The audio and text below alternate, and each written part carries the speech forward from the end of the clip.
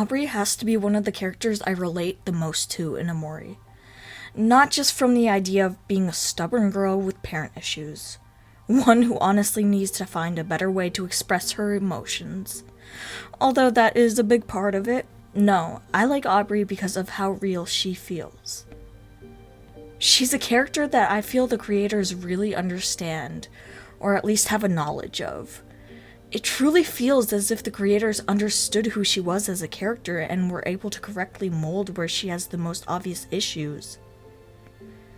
A character that, despite all odds, may be one of my favorite characters in Omori. The Headspace version of Aubrey is introduced to be the optimistic one of the group. She's strong-headed and resilient in her own right whilst trying to look on the bright side of things.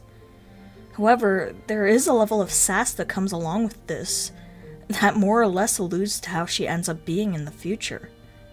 When we meet her in the real world, she's a little different than what we got used to in the Headspace. We see her bullying Basil and are immediately thrown into the reality that things have changed, and that this is no longer the same person that she was before. This girl that we had gotten used to being preppy and optimistic about their situation is now standing in front of you, bullying a person that she once considered to be her friend. Not only that, her appearance is more rugged, her hair is dyed pink, and her clothes being those that look beaten up to a degree. She holds a bat as if constantly ready for combat. And when you speak to her, she is a lot more snippy than she was in the Headspace. That alone is able to set off some alarms as the immediate question arises. So what does this mean? Why is she so different? What happened within the time that Sunny had stayed holed up in his house? And why did Aubrey change so drastically? Well, if you've seen or played the game, you probably already have a pretty good idea of what I'm getting at here. When Marie died, the whole group used their own coping skills to survive such a thing. Sunny and Hiro closed themselves off from the world. Kel took it because he is resilient, meaning that he was expected to be strong. But Aubrey? Aubrey had the most visible effect from the whole thing. First things first, she grouped herself with people that were highly different than the ones she'd been hanging out with before. She felt like she was left alone by the others, so instead of dealing with it, she let it sculpt her as a person. Not only did Aubrey lose a friend, she also lost the closest thing she had to a mother figure. When you go into Aubrey's house after the whole ordeal, you immediately are immersed in trash. It covers the house, which itself is already pretty torn down. Her mother stares on at the screen in silence, and if you attempt to talk to her, she doesn't even acknowledge you. Her mother couldn't care less about her anymore, if she ever did. That's the crazy thing to me, that Aubrey may have spent her entire life raising herself. And how she may have been using Marie as a sort of stand-in mother for herself. A person to lean on to when things get rough and get advice from, no matter what the situation. When Aubrey lost Marie, it was like losing her mother. That's why it breaks my heart that we see her in the church sermon. She's sitting there, trying to repent for all the wrong that she's done, and trying to somehow connect with Marie.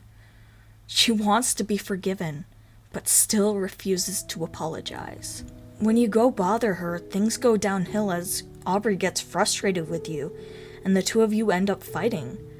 But it's hardly the fight itself that's meaningful, and not as much as the comments that are being shared by the people in the sermon. These people are looking down at her as if she's a ruffian who's scuffing up their area. A little ironic, considering that they're supposed to be the accepting ones and all, yet they seem to be the most discriminative group of people to exist. Here's a girl who doesn't have her mother in her life to help her through these trying times, trying to get help from a source that may be able to help her in a way that she can't help herself. And you have the audacity to put her efforts down because she looks different than you? Because she has a temper and untamed trauma gnawing away at her? That just doesn't sit well with me. Aubrey is upset, confused, and scared. She doesn't know what to do with all these emotions building up inside of her, so she takes it out on others. She doesn't know how to react or healthily move on with her life. She visits Marie's grave every day, whereas the others hardly ever go there. Hero avoids it, Kel avoids it, and Sunny avoids it. Aubrey has a different way of coping than the others, and she really needed to be supported and cared for. Yet everyone closed themselves off. When she needed them to be there for her, they simply ran away because they were afraid of confronting the issue. Aubrey was the only one willing to confront the issue from the beginning. She was willing to face it head on. Aubrey is a fighter. She fights to keep herself within this world. She fights to keep herself okay. She fights to keep Marie's memory alive. Because from what she can see, everyone else has forgotten about her. Thank you guys so much for watching. I hope you guys enjoyed the video. I have a few videos in the works, Splinter being one of them. So if you guys are excited for that video, please remember to like and subscribe and leave a comment down below for your the suggestions for the future. I forgot the word suggestions. Anyway, I hope you all have a nice night, and I will see you all later.